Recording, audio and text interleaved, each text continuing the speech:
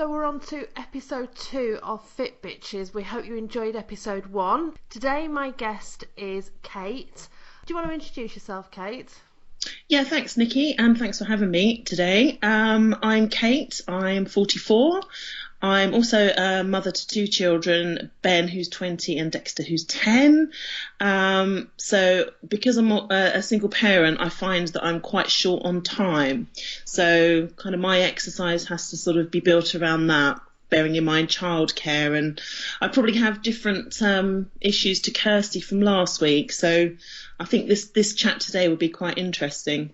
Yeah, excellent. Well, after chatting with Kirsty last week, I sort of took on her theory of marching in front of TV programmes and things like. It's not going too brilliantly at the moment, I must admit, because I do like to sit down with Twitter and talk about things as I watch them on the television, and that's not really good with a laptop holding it in your hands. But anyway, it's working. She motivated me to get up a little bit more, even around the house, maybe run up and down the stairs a couple of times and just do a little bit more in that way.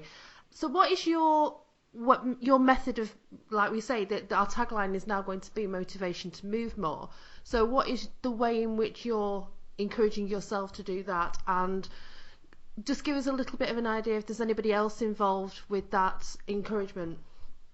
Well, I'm a member of the Fitbitch gang, and I think I'm probably one of the only ones that prefers cycling over walking. But obviously with cycling, you can't count your steps really unless you strap the Fitbit to your ankle. So what I found myself doing, because I'm so competitive, I didn't realise, but no, I've known this all along. What I found is I'm having to incorporate some power walking within kind of, around the cycling, just so that I'm in with a chance of the challenges that we do with each other. So now one of the things that I do, which I never used to do, is my weekends are always taken up with football for my youngest, whether that's training Friday night, training Saturday morning, and a match Sunday. So that's every day. And before, I used to find myself perhaps just dropping him off and going home and sitting in front of the laptop, or there might be the odd occasion where we'd go to the pub, or so what I do now is I just walk. While he does his football, I have a little march around the pitch. So probably about, 5,000 to 8,000 steps each time I do it. And it's surprising what you can fit in a short space of time, isn't it? Because I don't know if you remember me saying to Kirsty last week, I go and do my running group, and just in those 28-30 minutes that we're actually running for, I can clock up probably about 10,000 steps. Yeah, I'm only doing it while he's practicing, so we're probably talking an hour max. One of the interesting things is on the Saturday morning training, and bearing in mind I have to be out anyway, so I've already had to sort of face the cold and get dressed. One of the things I used to do was just sit in the car with my best friend, because her son goes as well, and we just have a natter. But I've told her about the Fitbitch group, and she doesn't have one herself. But I've now encouraged her to come on a walk with me. And she was a real hater of walking. She just wasn't a fan at all. Now, she comes out with me every Saturday morning. Saturday just gone, we clocked up 8,000 steps together.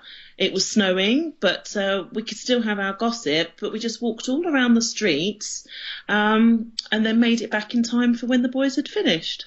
Yeah, you see, it's fantastic. And I think, again, that's goes back to the community aspect of it. It's more about having somebody to do it with, or having somebody to give you that kick up the backside and say, come on, let's get up, let's get moving. And like you say, have a natter whilst you're doing it. Yeah, we were at the point where we were out of breath. So we had a good pace on, but we still managed to sort of catch up on all our news. So we're not missing out, and we're gaining so much. And she said, she feels so much better since she started doing it, as do I. Yeah. So tell me a little bit more about the cycling. How did you get into that then? That started because Dexter was going to have to do his cycling proficiency test at school, and he didn't. Can I just jump in there? Sorry, I rarely hear about the cycling proficiency test these days. I did it back in the 70s. We were made to do it at school, like you're saying. School's doing that for Dexter, and I just think it's so good to hear about that again. I've still got my cycling proficiency certificate somewhere. I remember it vividly, Nikki. I'm, similar to your age, and I remember doing it in the 70s. But I think they actually call it something different now. I think it's bikeability, and it's council run. A buzzword. Yeah, so it's slightly different. But the problem was he didn't actually have a bike. So what I did was I went out and saw it as an investment and bought him a bike and me a bike, and we hadn't ridden for years, probably. So in the week running up to the test, we started to cycle to school every day, and that's like a 3-mile journey. And he loved it to start with, and then he did his test, and we've just tried to sort of build on that, really. I would say that it's easier cycling to school, so he's happier doing that. So are the schools supportive in the fact that they've got bike sheds there and safe places for the kids to keep the bikes? Because I mean, you encouraging all this activity, but I think people are very wary about storing these expensive items when they get to school. The parents especially storing these expensive items when they get to school. So the school has to be involved in encouraging that activity as well, doesn't it? Yeah, funnily enough, he didn't actually pass his test, his cycling proficiency, which means that I actually have to cycle to school with him. He's not allowed to cycle on his own. Right.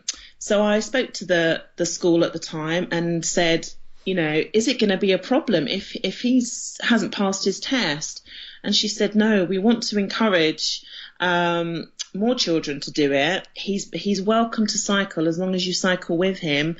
The gates are locked, so not only does he have his own lock for his bike, the gates are locked. There's a covered shed there. It's completely safe. I mean, we don't live in the ghetto, but there are chances around. But the school are really on board with it. So I'm perfectly happy with him doing that.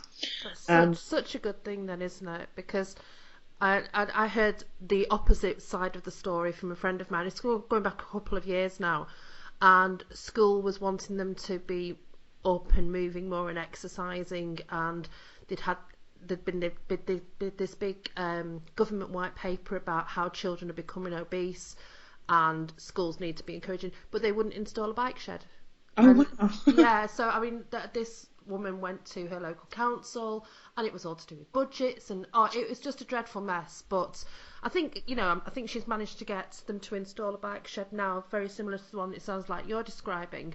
But I just don't get it, when schools, because this is where we've got to instill it with our children. We've got to show them that we're being active, and I think the schools have to be proactive about it as well. I just presumed every school had a shed, so that's really kind of worrying to hear that some schools don't.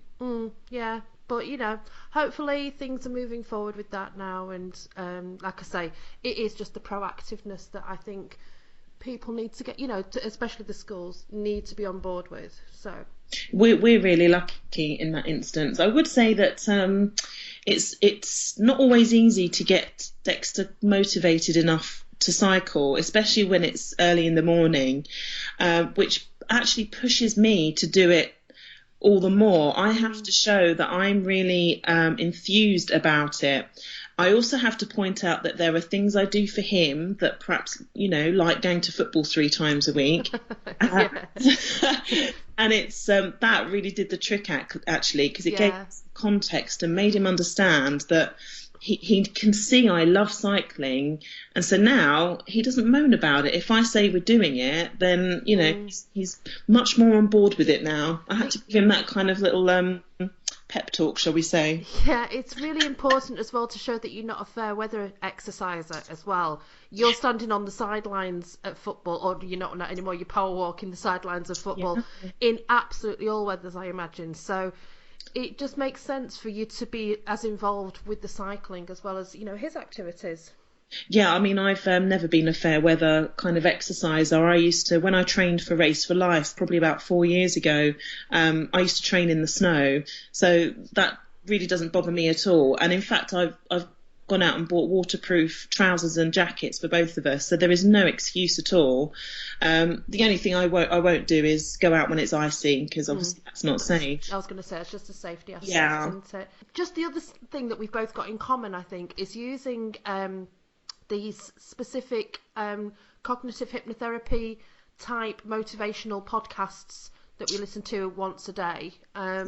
Just wondered if I know you've been using them again recently, and I've gone back to using them again recently, and I find I like them, and I just wondered what your thoughts were on those.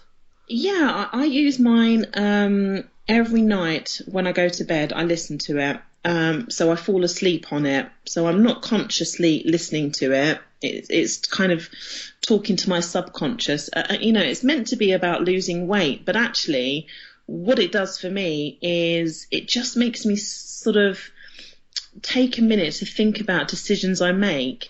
So if I'm just thinking, yeah, I really want to go out for a bike ride, but it's cold, my subconscious is kind of talking to me now and making me think, yeah, no, I really should make the effort. Yeah, and this is what I've been finding with mine as well. It's like, I'm thinking, mine is a weight loss one as well, but I'm just very, very conscious now about, is that the right thing to do, or should I be doing it slightly different, or should I be eating something differently, or should I be having more water in the day?